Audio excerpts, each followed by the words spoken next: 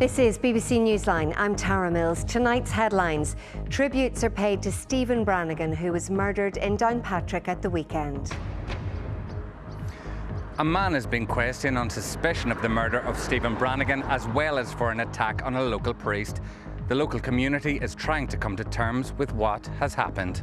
From talking to the neighbours yesterday, he was one of the most quiet lads up in Marion Park, and just always willing to help out wherever he could. The community up there, they have always been known to come together in times of need. Graffiti and arson in Newtownabbey, which police are treating as a racist attack. A weekend explosives find in Moy. Today, a man has appeared in court. A Gaelic footballer is accused of injuring a woman in a collision in Ballymena last year. Also on the programme, a warning about weed growth at a marina in Lough Neagh and the risks to boat owners. We've had several instances where they've lost control of the boat and get carried into the shore and so on. In a dramatic penalty shootout, Northern Ireland international Justin Devaney held his nerve to clinch more silverware at Wembley for Crystal Palace. And it looks like summer's not over just yet, with temperatures set to rise this week. I'll be back with your full forecast at the end of the programme.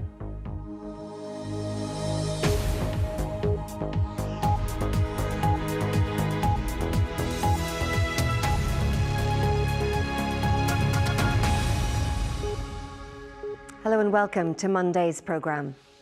This is Stephen Brannigan, the man who was murdered in Downpatrick yesterday. He's been described as a loving father and grandfather. His death was discovered just a few hours after an attack on a priest in the town inside his church. Father John Murray was assaulted in St Patrick's Church at St Patrick's Avenue. Mr Brannigan's body was discovered just a couple of hours later at Marion Park, which is about a 5-minute drive away. Cormac Campbell is in Downpatrick for us this evening. Cormac. Well, Tara, behind me you can see that a police cordon remains in place here at St Patrick's Church. There are also cordons outside 2 homes in the Marion Park area on the other side of town. Now, today we've learned that the man who tragically lost his life was Stephen Brannigan, a man in his 50s. We've also heard that Father John Murray, who was so badly injured in the attack here at the church, is stable in hospital. A man in his 30s who was arrested, well, he remains in police custody where he's been questioned on suspicion of murder and attempted murder. A day on and the hunt for clues continues. At Marion Park, police and forensic teams were searching for evidence in 2 homes. At midday yesterday, police had been called after the body of a man in his 50s was found. He's been named as Stephen Brannigan, a widowed father and grandfather. From talking to the neighbours yesterday, he was one of the most quiet lads up in Marion Park, and just always willing to help out wherever he could. The community up there, they have always been known to come together in times of need. That sense of palpable community spirit now rallying around is there, and also the family and friends of the deceased. And I think that time and that space for the investigation to continue, but also the community to start to heal around in all of this. Across town at St Patrick's, a second police team was searching church grounds. It was in this church that Father John Murray was seriously assaulted. His condition is now described as stable and comfortable. I was with Father Murray last night. I gathered just briefly with his family around him in A&E, and it was a time for us to pray with him. He knew we were there and he was grateful. He said thank you and joined with us in the prayers. We knew then that even though his injuries were stable, and you could see he's an injured man, that he was stable, and we're very grateful to hear from the doctors this morning that he's comfortable. Last night a vigil took place with the local people trying to come to terms with the shocking news. Absolutely devastated. Well, he was about to celebrate his last Mass. And then gets attacked. He didn't deserve it, for he was a very good man. Very good man. Everybody is devastated over what's happened here. You know, there's good people in Downpatrick, and people are really, they're shocked. They're shocked that something like this would come to the town. It's awful. Father Murray is due to retire on Thursday, and he has given the last 11 years of his life to this parish. He is so well thought of by the people here, and it's just heartbreaking for them. Housekeeper, she was crying. I said, "What's wrong, Margaret?" She said, "But poor Father Murray. I said, "Is he injured?" He said, "He's lying in a pool of blood. He's blood all over his head, all over his face." It was mayhem in the church. You know, people were aghast at what had happened. You know, and then everybody are just totally shocked. People can't take it in. That poor man lying in the sacristy on his own. A 30-year-old man remains in police custody on suspicion of murder. Police say the two incidents may be linked. For the shocked and grieving local community, answers can't come soon enough.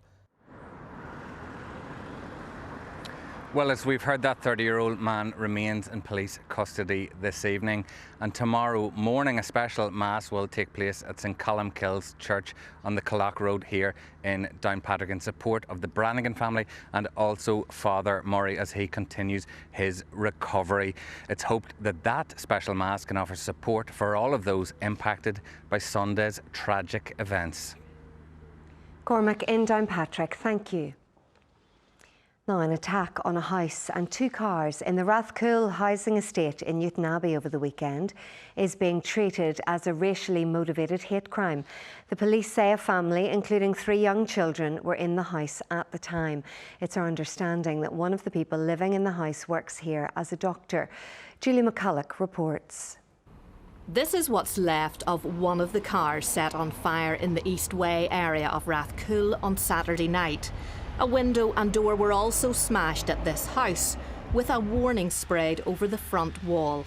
A man, woman and 3 young children who were inside the house at the time weren't seriously injured, but were left shaken by what had happened. Well, the house is all boarded up today. There doesn't appear to be anybody living here at the moment, but whoever left in a hurry. The toys are still here in the garden, and local people have been telling me that this family only arrived a couple of weeks ago. They were very quiet and they just don't understand why they were attacked. No one wanted to appear on camera to talk about what happened today. The police are appealing for anyone who may have information to get in touch with them.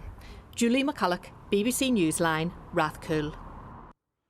A motorcyclist has died in a collision outside Cushendall in County Antrim. The crash happened at Lougharima Road just after 11:30 yesterday morning. The man who died was 25-year-old William Hewitt from the Belfast area. A man has appeared in court charged in connection with the discovery of a number of explosive devices at a house in County Tyrone. It relates to a security alert in Moy last Friday, which saw residents move from their homes for a number of hours. Grania Connolly reports. This was the scene last Friday when police were alerted to a suspicious object in Oakfield Gardens in Moy. It turned out to be a number of explosive devices. 30-year-old Barry McCann of Oakfield Gardens appeared before Enniskillen Magistrates Court earlier, charged with possessing explosives under suspicious circumstances. He spoke only to confirm he understood the charges against him. A police officer told the court that Mr McCann was initially arrested last Friday for an unrelated hit-and-run collision in the town. But whilst in custody, a family member alerted police to bomb-making equipment that was found in their home. The court heard that a jar containing petrol was found, along with a black powder and matches. It was later deemed viable, leading to further searches, and another 8 viable devices were discovered in a wardrobe in Mr McCann's bedroom. A number of controlled explosions were carried out. The court heard that Mr McCann told police officers that he had ideations to harm other people. His solicitor said he suffers with a borderline personality disorder and has an extensive psychiatric history. The judge said there are clearly complex issues at play and ordered a mental health assessment. Mr McCann was remanded into custody and the case has been listed again for next month. Grania Connolly, BBC Newsline. It's 20 to 7, still to come on the programme. How young people have been using photography to get a different view of the Belfast Hills.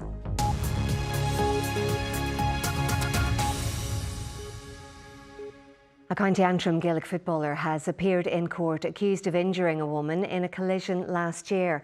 Cavan Keenan from Millfield in Ballymena is accused of causing grievous bodily injury to the woman in her 30s who was struck by a van on the main road between Ballymena and Cushendall last October.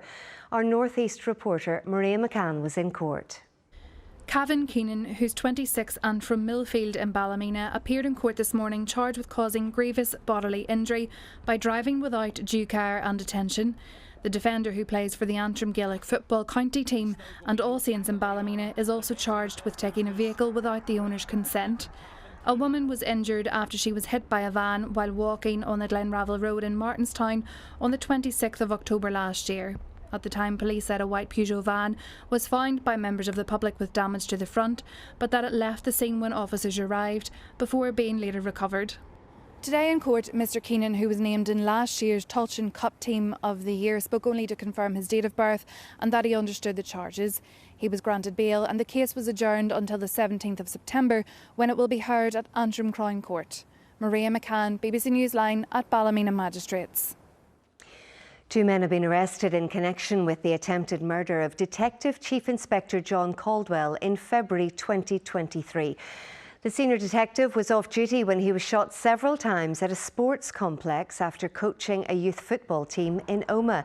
Police say one of the men, aged 45, was arrested in the Stewartstown area and the other, aged 25, was arrested in West Belfast. A property in West Belfast was searched and a vehicle has been seized. The men were detained under the Terrorism Act and taken to Musgrave Serious Crime Suite for questioning. Now, take a look at all of this. It's weed growth on Lough Neagh, which local sailors say is damaging their boats and posing a safety threat. The Lough Neagh Sailing Club says for the past 5 years, excessive aquatic weed growth has been impacting boat use at Kinnigo Marina. And they say the weeds are also hampering their rescue boats. Bernie Allen has more. This is an example of weed growth at Kinnigo Marina. The Lough Neagh Sailing Club says aquatic weeds have been affecting the marina for 5 years, posing safety concerns for rescue groups and putting members' boats out of action. Well, the water here is about 5 feet deep, but you can see that the weeds are growing up to the surface. It depends which time of the year, how warm it is and so on, how fast these grow and how early it starts growing. The water's clear because of the zebra mussels and invasive species that come in. So they probably start earlier and grow for longer during the year. And what about the weeds themselves when they get caught on the boats? They cause issues for the engines? Yeah, luckily I have an outboard engine so I can lift the engine up and clear the propeller, but people with inboard engines and propellers underneath can't do that. And we've had several instances where they've lost control of the boat and get carried into the shore and so on. And the safety issues, are obvious in terms of your boats here and, when things get caught on the engines, but also, you have safety boats that go out with the kids on the rafts, is that right? And they've got caught as well? Yes, the dinghy sailing has been sporadic because of the dual problem of the weeds themselves get caught in the keels of the dinghies. And as well as that, the ever-present threat of blue-green algae. If a dinghy gets caught up in the weeds over on the shore, then it's very difficult for the safety boat to go in and safely rescue the boat. Armagh City, Banbridge and Craigavon Borough Council says weed growth at the marina has become prolific and that funding has been secured for a new weed cutter. It also says proposals have been brought forward to deliver substantial repairs to the jetties. In the meantime, it says it's continuing to work closely with Lough Neagh Sailing Club to manage the aquatic weeds. Bernie Allen, BBC Newsline, Kinnigo Marina. You can find out more on this story right now on our website or by downloading the BBC News app. Coming up between now and 7, the former Gaelic footballers in action as the NFL pre-season gets underway in the United States.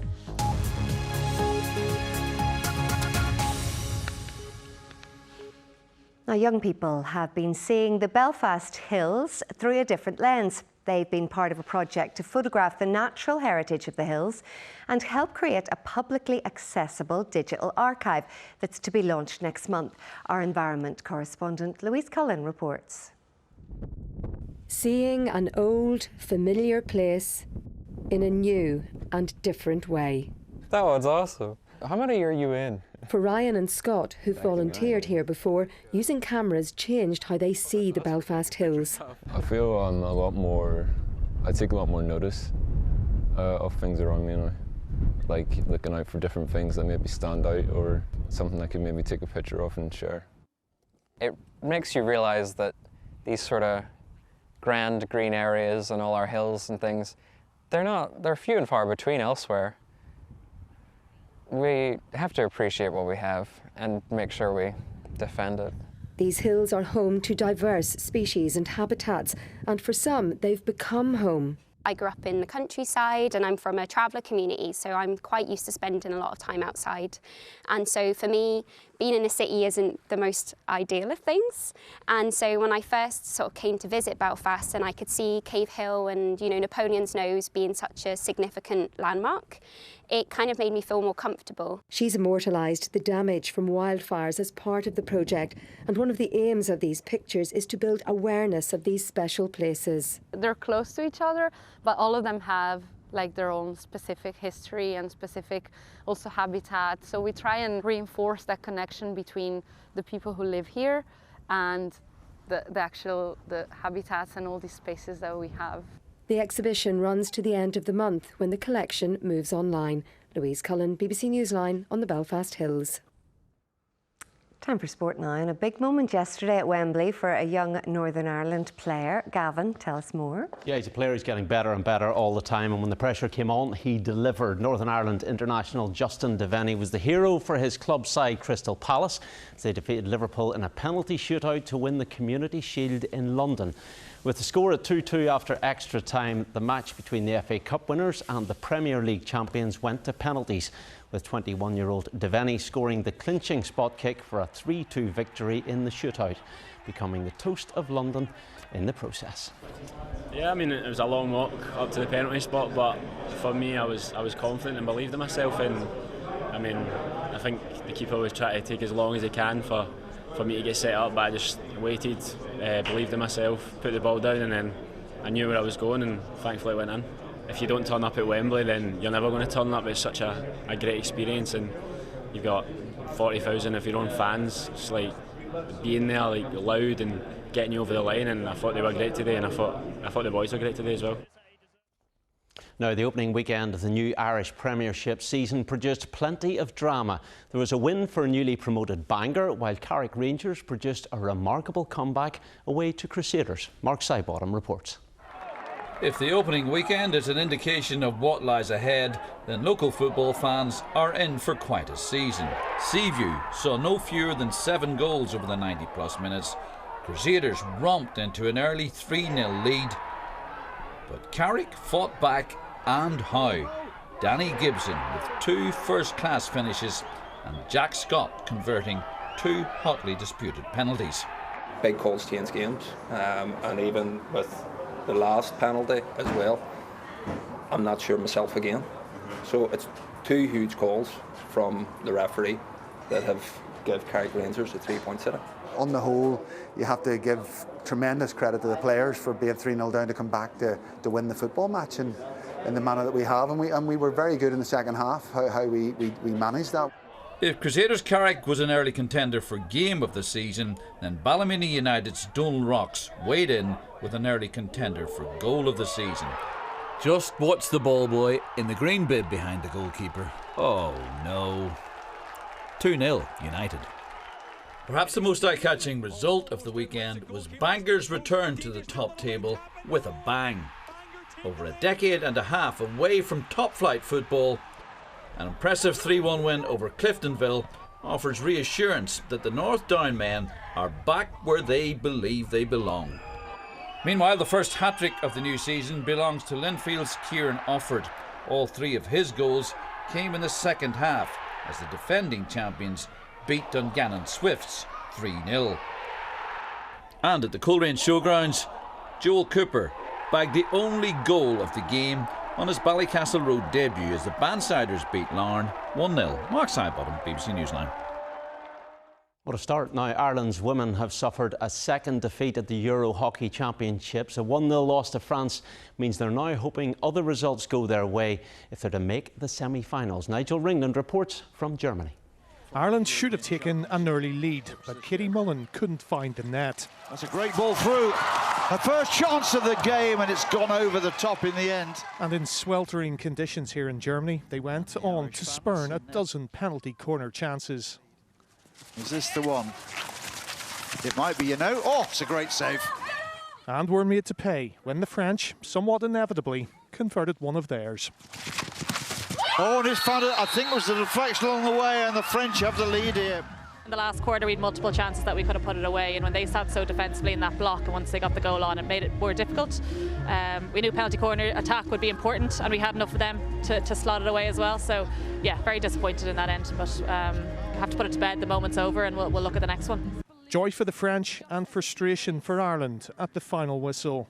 All is not quite lost, but Ireland will now have to hope for a big Dutch win over Germany this evening to give themselves any chance of making the semi-finals when they face the hosts here on Wednesday night. Nigel Ringland, BBC Newsline, Mönchengladbach. Key forwards Aoife Wafer and Adele McMahon have been included in Ireland's squad for this month's Rugby World Cup, despite recent injuries. Scott Beeman's side lost their final warm-up game 47-26 against Canada on Saturday in Belfast, but are feeling positive for the tournament ahead. Everyone that's been involved has gotten us to this point. I wish everyone could get on the plane, but I have to say, you know, it's a squad effort and it's tough. I think we've become really connected as a group, so it makes that a lot more tough when girls aren't on the plane, and you know, but hopefully we can do them proud over there. And yeah, I'm just looking forward to getting over there. We've got more than just a 15. We've got a squad. We've got people that can come on and people who can make differences to a game. So I think we've come out relatively well physically. If you look at about to go into a competition that's 6 weeks long if we get to the end. So we're going to need our group, we're going to need bodies, we're going to need fit and fresh bodies that are ready and prepared to play. We're not peaking yet, but we'll certainly will be peaking as we go through the World Cup. The NFL pre-season got underway at the weekend and saw 3 former Gaelic footballers in action for their respective teams, including Dubliner Mark McNamee, who only arrived in the States late on Saturday and was then thrown straight into the action. Less than 24 hours after landing in the States due to a delay with his visa, Mark McNamee was making his debut as a Green Bay Packer, and the Dubliner acquitted himself well. McNamee will be kicking off for Green Bay after the 46-yard field goal. Really, for just getting off the plane and going out there and trying to kick left and right, I thought he did a good job for us. He's got a good leg. He's a mature guy. He handled the ambiance pretty good. So we'll see what the future brings. Swatra's Jude Magatamney was also in action, now in his second year at the New York Giants. Magatamney attempting the 42-yard field goal, and it's good. And the Giants... His field goal helped the Giants to a win over the Buffalo Bills. While Charlie Smith also impressed in his appearance for the New Orleans Saints. We're going to give it to the first-year pro, Charlie Smith from Northern Ireland. NFL International Pathway Program player, began training in January of 2024, and here he is trying a 50-yarder in an NFL preseason game. That's a good-looking stroke. A good weekend for all 3 kickers, who will now look to catch the eye in the remaining 2 weeks of the pre-season. The Ireland women's cricket team were denied a clean sweep as they lost third and final T20 against Pakistan at Clontarf yesterday. The tourists batting second reached their target of 156 with 8 wickets to spare. But Ireland take the series 2-1 to beat a nation 1 place above them in the world rankings. Next up this month, Ireland head to the Netherlands for the European qualifying tournament for the T20 World Cup. Glenn Irwin made his debut for new team OMG Racing Yamaha over the weekend after being past fit to race at Thruxton, but finished 15th, 16th and 17th in the 3 races, dropping to 14th in the BSB standings. Not great results, but good to see him back. That's your sport, Tara. Gavin, thank you. Well, this is Penny, the Cocker Spaniel, out in the fields in Ballykelly today. Thanks so much to our owner, Rachel, for this absolutely gorgeous picture. Ali, how's our weather looking for the rest of this week? Well, I think Penny is just right, out enjoying a bit of dry weather this afternoon. A bit cloudy all the same, but it has been a warm day. Now, there was a few showers around this morning, so we got this great photo of some soggy sheep out in the field in Ballymena. Now, it did dry up this afternoon, but skies stayed quite dull and cloudy, but temperatures reached 23 degrees in a few spots, so very warm. Now, this evening and overnight skies should clear, allowing for a dry and settled night. There is the risk of a few showers towards the early hours, but with the higher temperatures today, overnight lows will only dip to around 13 to 15 degrees, so it's definitely going to be quite a warm night. And with the clear skies tonight, there is the risk of some mistiness and murkiness tomorrow, but it should clear quite quickly underneath plenty of sunshine in the forecast for tomorrow. After those showers move on, it's going to be a dry day with plenty of sunshine. Temperatures climbing once again, sitting around 24 to 25 degrees in a few spots. And tomorrow night is going to be another dry and settled night with clear skies. And again, with those clear skies, there is the risk of some misty and murkiness, especially towards the east coast. And that may linger into Wednesday morning for a time. Again, those overnight lows only dipping to around 13 to 15 degrees. So it may feel quite uncomfortable when trying to sleep for the next couple of nights. And the hot weather is set to stay with us, represented by the orange here on the map, with temperatures sitting around 20 to 25 degrees, which is well above average for the time of year.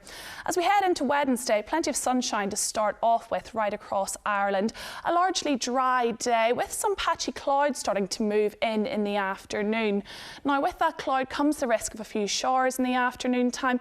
They may be quite heavy and thundery with those warmer temperatures, and the temperatures are climbing again as we head into Thursday, sitting around 24 to 25 degrees in most spots, and that might hit even 26 in a few places as well. Tomorrow looks a bit damp with some thundery showers in the forecast, but plenty of sunshine for the rest of the week. Tara, back to you. Ali, thanks so much. That's it for now. Our late news is at 10:30 from everyone on the team. Thanks for watching. Have a good night. Bye-bye.